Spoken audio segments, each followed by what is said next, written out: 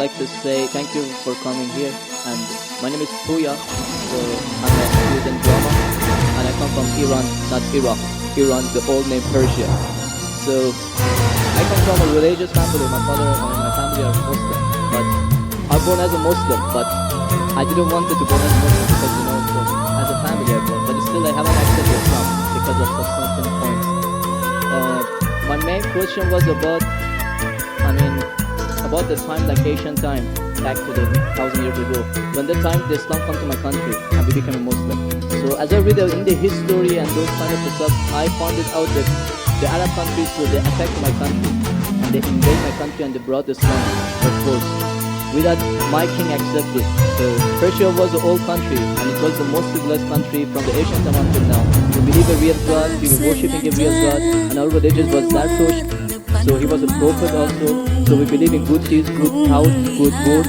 So even Cyrus the Great, he was the king of the world and he was doing a lot of good things. Even some people, they were confused that they called him Messiah or Masih. He was doing many good things, but he was never said I'm a prophet, I'm a god. But even though that king, when he attacked the other country, he never killed a civilian, he never raped a woman, and he never made them to change the religion. Even somebody was worshipping a cow, he respect for them, even though he was worshipping a real god. He could make them to worship also same as what is worshipping. But in the Islam way, if you're gonna promote your religion, doesn't mean that you have to force it to somebody else or you have to make them to accept that religion, because human being means freedom. So everybody should have a right, human right. So maybe those people that didn't want that religion, so why they have to attack them, to bring it by force. That was the main question that made my heart a bit, to make me to my belief go down. So are you Parsi? Pardon? Yeah, I'm from Pars. Are you a Parsi? You mean Parsi? Are you a Parsi? Are you a Zoroastrian? No, I'm not following any religion. You don't belong to any religion. I don't. But you said your parents were? My parents were Muslim, but because of this confusion and stuff, I never tried to follow the religion. I just believe in real God and doing the good things. So you believe in your God and good things. What are the good things? Where you get the good things from? Good things like I don't harm the others. Whatever I'm doing, not try to harm the others. That's the first thing. As much as you can do the good things and helping the others and believing the real God, not worshipping a stone or leaf or whatever. And I believe God is single. So, but I didn't you have your own philosophy.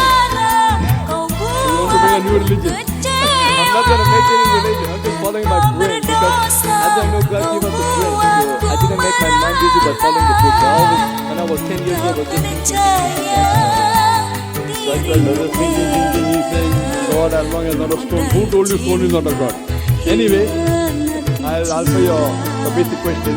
The basic question is that Muslims came to Persia and they conquered and they forced people to accept Islam, so no one should force and all. I agree with you. Point to be noted is that today the media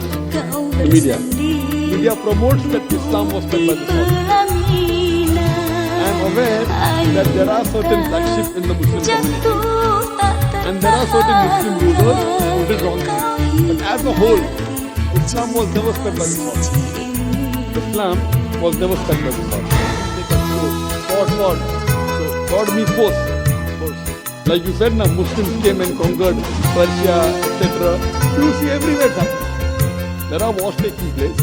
But in Islam, it's clearly mentioned in Surah Baqarah chapter 2 verse number 256. Like have the deen, there is no compulsion in religion. Truth stands out clear from heaven. What we see today, if we analyze, that we Muslims, we were the lord of the Arab land for more than 1400 years. For the past 1400 years, the Muslims were the lord of the Arab land. For a few years the Britishers came, for a few years the French came, but overall the Muslims were the ruler of the Arab land. Yet today, there are more than 9 million Christians who are Coptic Christians. That means they are Christians in generation. If the Muslims wanted, they could have forced each and every non-Muslim to accept Islam at the point of the sword in the Arab land. These more than 9 million Coptic Christians, they are giving Shahada. They are bearing witness that Islam was in the sword. We Muslims, we ruled India for more than 1,000 years. We ruled India for more than 1,000 years. If we wanted, we could have forced every non-Muslim Indian to accept Islam as the point of the sword. Today, more than 80% of the Indians are non-Muslims.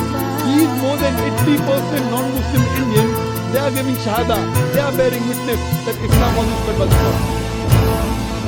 Which Muslim army has come to Indonesia? Indonesia today has the largest number of Muslims in any country, more than 200 million Muslims. In Malaysia, more than 55% of the citizens of Malaysia are Muslims. I am asking you, which Muslim army came to Malaysia? Your country, which Muslim army came? Which Muslim army went to the east coast of Africa? It was the business, it was the traders. When they came here, people accepted this religion. It is the media hype which talks about Islam was spread by the God. Yes, there were a few people. There were a few black sheep of the Muslim community. Whether you ask the question, you are listening or you are raising the hand. You ask the question, you give the background and listen to it and now you want to raise your hand. I have not completed my answer. If you ask the question, you should think. Because if you are thinking something, I am a doctor. If you are thinking, that means you won't hear my answer. If I ask you to repeat, you won't be able to repeat 25%. So when you listen, you should give attention. I am a doctor. I have been psychologist.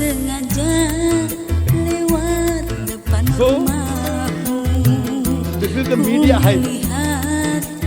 If you read Thomas Carlyle, Thomas Carlyle, a historian, he writes in his book, Heroes and Hero Worship.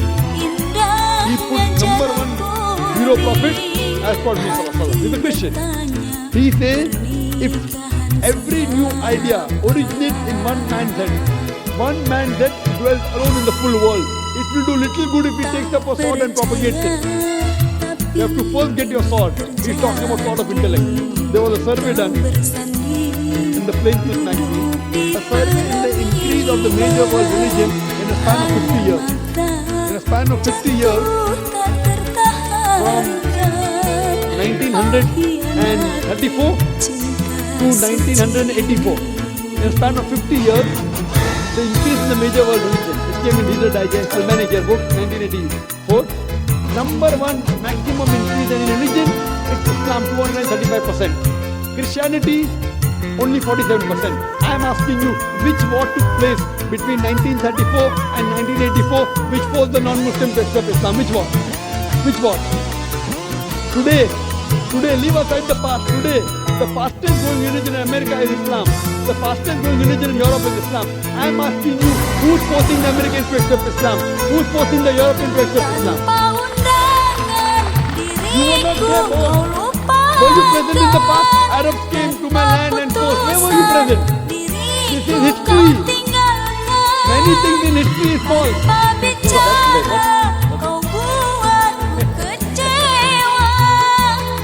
A very famous historian, Zakir Naik, he writes in the book Islam at the Crossroads, page number 8. He says, history makes it clear.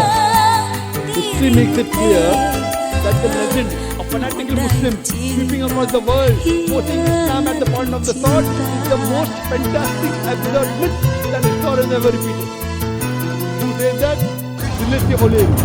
History makes it clear that the legend of fanatical Muslims forcing Islam at the point of the sword over conquered races is the most fantastic, absurd myth that historians ever repeated.